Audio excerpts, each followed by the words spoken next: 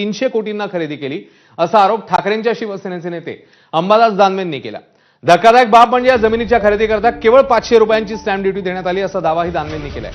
या प्रकरणावरून राज्यात राजकारण तापत असताना अजित पवारांनी आरोपांवर प्रतिक्रिया दिली आहे। या प्रकरणाशी माझा संबंध नाही असं अजित पवार म्हणतात। नियमाच्या विरोधात काम करणाऱ्यांना माझा पाठिंबा नाही असंही त्यांनी म्हटलं। माझ्या नावाचा कोणी गैरवापर केलेला मला चालणार नाही असाही स्पष्ट इशारा अजित पवारांनी दिलाय। तर मुख्यमंत्र्यांनी या प्रकरणाची जरूर चौकशी करावी असंही अजित पवारांनी म्हटलंय।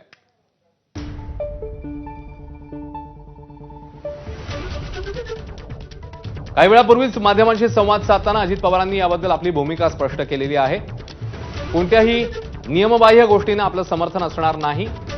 नियमात न बसणारं काम कोणी करेल त्याला आपला कधीही पाठिंबा असणार नाही असं अजित पवारांनी म्हटलेलं आहे।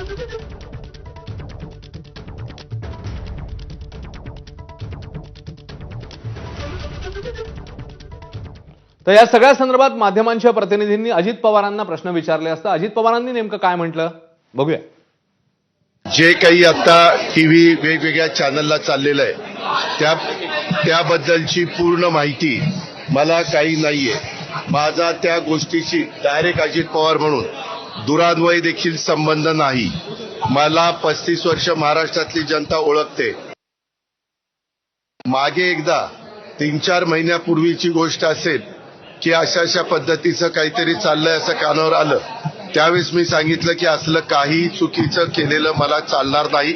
असल्या कुठल्याही चुकीच्या गोष्टी कुणी पण करू नयेत अशा स्पष्ट सूचना मी दिलेल्या होत्या। परंतु त्याच्यानंतर परत काय झालं ते काही मला माहिती नाही। उपमुख्यमंत्री म्हणून अधिकारी वर्गांना आणि कर्मचाऱ्यांना सगळ्यांना सांगेन की जर माझ्या नावाचा वापर करून कुणी चुकीचं करत असेल किंवा त्याच्यामध्ये नियमात न बसणारं करत असेल तर त्याला कुठलाही माझा पाठिंबा नसेल। मी फार कायद्याच्या नियमाच्या चौकटीमध्ये राहून काम करणारा कार्यकर्ता आहे हे आपल्याला सगळ्यांना माहिती आहे। आणि त्याच्यामुळं मी आता मला आज कुणीतरी दुपारी मगाशी एक दाखवलं, मुख्यमंत्री म्हणाले की ह्याची चौकशी मी करतो। जरूर मुख्यमंत्र्यांनी चौकशी करावी, तो त्यांचा अधिकार आहे। तर पार्थ पवार यांच्यावर अंबादास दानवेंनी नेमके काय काय आरोप केले आहेत ते बघूया। पुण्याच्या कोरेगाव पार्कमध्ये 1800 कोटींची जमीन पार्थ पवारांच्या कंपनीनं 300 कोटींमध्ये विकत घेतली। कोट्यवधींच्या जमीन व्यवहारासाठी स्टॅम्प ड्युटी म्हणून केवळ 500 रुपये मोजले। कोरेगाव आयटी पार्कमधील याच जमिनीवर आयटी पार्क डेटा सेंटर उभारण्याची तयारी होती। 1 लाखाचं भांडवल असलेल्या कंपनीला हे कसं शक्य आहे असा सवाल अंबादास दानवेंनी केला। उद्योग संचालनालयानं 48 तासात स्टॅम्प ड्युटी माफ केली असा दानवेंनी आरोप केला।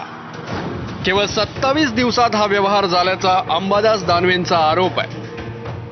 नियम तुमच्यासाठी सगळे गुंडाळून ठेवले ना, की जमीन जी ॲक्वायझेशन झालेली परत कशी मिळते हा नियम आहे का? मग महाराष्ट्रातले अनेक शेतकरी अनेक लोक उद्यापासून चला मागतील जमीन आमचं भूसंपादन झालेलं परत द्या, तर सरकार देणार का? मग तुम्ही 1800 कोटीचं जमीनचं 300 कोटी व्हॅल्युएशन कुठून काढलं? मग तुम्ही मुद्रांक शुल्क का नाही भरलं? आणि कोणता नियम पार्थ पवारांनी पाळला हे पार्थ पवारांनी सांगा। या सगळ्या विषयाचा खुलासा पार्थ पवारांनी करावा। रजिस्ट्री किती रुपयात झाली? 500 रुपयाच्या बॉन्डवर। परवाच्या दिवशी अजितदादा बोलले शेतकऱ्यांना तुम्हाला सगळं फुकट लागतं। तुम्हाला का फुकट लागतं? 1800ची जमीन 300 कोटीत का लागते? मुद्रांक शुल्क तुम्हाला का माफ करावा लागतो?